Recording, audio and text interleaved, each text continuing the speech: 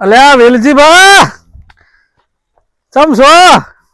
અલે વાહ છોકરા વાહ, મારો બેટો એટી કેટી દઈને આવ્યો. તા આ ગાડી લીધી ને?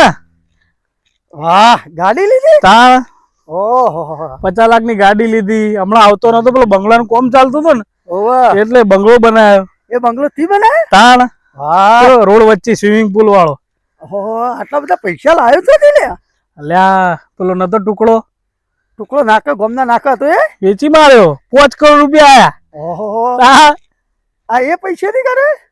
હા તે બીજા પૈસા હે કે નહીં?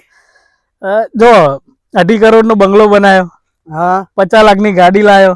સરસ. હવે કાલ બાલ જીએ બહેરન બહેરન હોનાની વેટીઓ નાન તેમ બધું હોનું કરાવી દઈએ અને પછી બાકીના પૈસા વધે એ મિયા બીબી આખી જિંદગી વાપરશું, જલસા કરીશું. તે એટલા પૈસામાં બધું તારા છોકરાને ને બધાની જિંદગી આરામથી જતી રહેશે? જતી જ રહે. હવે પૈસા હે, પૈસો એ જ પરમેશ્વર. અલ્યા બેટા પૈસે પરમેશ્વર નહીં, આ તમે બધા ભૂલ કરો છો.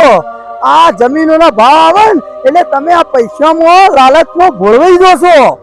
એમાં જે ભાવ આવ્યો તરત વેચી મારી. આ તમે વેચી તારા પાસે એક કટકું હતું તે ગોમમાં આવતો તો તારું નોમમાં ખેડૂતમાં નોમ રહેતું હતું.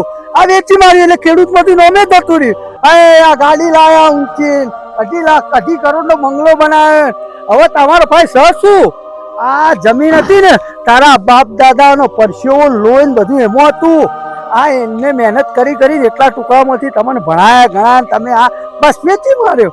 વાહ ખરા છોકરા વાહ, તમે આ જમીનો વેચી વેચી મેં ઘણા જોયા અને તું એ મારે એવો પાક્યો જમીન વેચી મારી.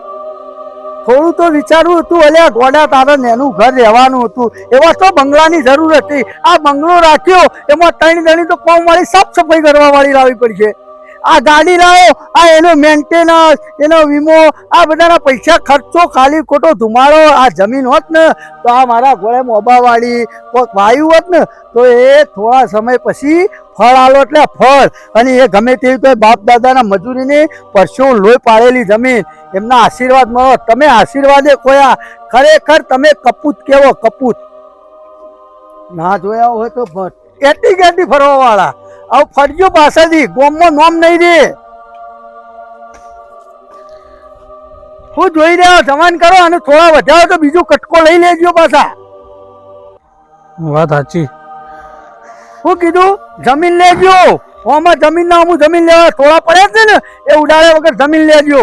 જો હેડો ના આવ્યા હોય તો નવાઈ.